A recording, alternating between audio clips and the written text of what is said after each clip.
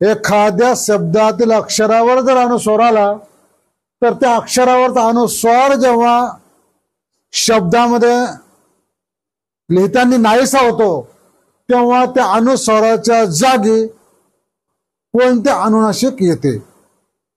आपण मागच्या घटकामध्ये पाहिलं होतं किंवा स्पर्श व्यंजने 5 आहेत नाही का,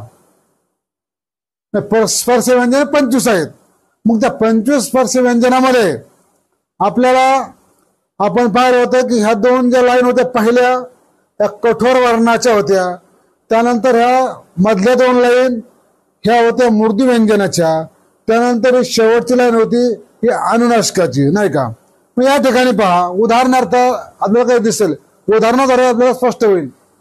किंवा उदाहरणार्थ घंटा या शब्दामध्ये घवर हा जो अनुस्वार दिलेला आहे, आपण त्यानंतर अनुस्वाराच्या ऐवजी हा शब्द जेव्हा आपण असा लिहिला घंटा, त्यावेळेस त्या ठिकाणी न आला तर न बाणाचा न आला.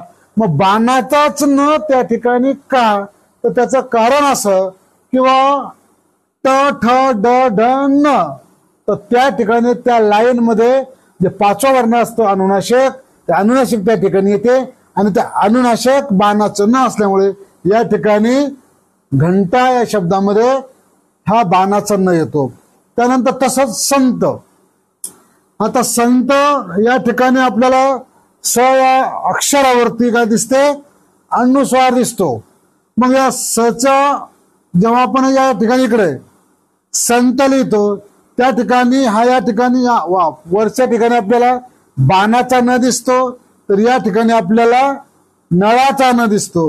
मग नळाचा न का, तर या तच्या लाईन मध्ये जो 5वा अनुनासिक आहे तो नळाचं नाही, त थ द ध न. तसंच या ठिकाणी कंठ. कंठ या ठिकाणी सुद्धा आपल्याला काय दिसते, क वरती जो अनुस्वार आहे त्या अनुस्वाराच्या जागी त्याच लाईन मधला 5वा अनुनासिक त्या ठिकाणी दिसतो. मग ट ठ ड ढ आणि हे बाणाचा न.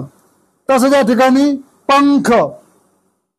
पंखामध्ये सुद्धा आपल्याला या पवरच्या अनुस्वाराच्या जागी या ठिकाणी आपल्याला वाङ्मयाचा न दिसतो, वाङ्मयाचा न.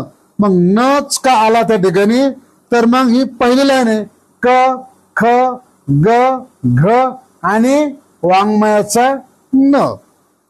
तसं या ठिकाणी ग. गंधामध्ये सुद्धा आपल्याला नळाचा न दिसतो, कारण का, तर या ठिकाणी त थ द ध न. त्यानंतर या ठिकाणी पहा एक महत्वाची गोष्ट, आता चंचल. या ठिकाणी आपल्याला चंचल असा लिहावा लागतो, म्हणजे चचा अनुस्वार जाऊन या ठिकाणी न असा येतो. तर न या ठिकाणी का आपण त्रास जेव्हा शब्द लिहितो त्याला त्रास म्हणतो, पण ज्यावेळेस अनुनासिकामध्ये त्याला लिहावं लागते तेव्हा चंचल. मग या ठिकाणी हत्र या ठिकाणी दिसतो, उच्चारताना मात्र त्याला चंचल असे म्हणावे लागते. त्यानंतर तसंच मंजूर मध्ये हा मंजूर नावाचा जो शब्द आहे या ठिकाणी सुद्धा या मच्या अनुनासिकाच्या ठिकाणी आपल्याला या ठिकाणी हा न आलेला दिसतो, हा त्र आलेला दिसतो.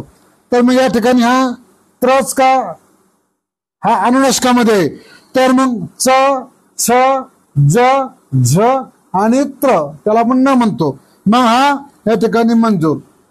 तर अशा प्रकारे काय होते की ज्या लाईन मधला जो शब्द या अनुनासिकानंतर येतो, काय ज्या लाईन मधला जो अक्षर आहे त्या अनुस्वाराच्या नंतर जे अक्षर येते त्याच लाईन मधला 5वा अनुनासिक त्या शब्दामध्ये लिहावा लागतो.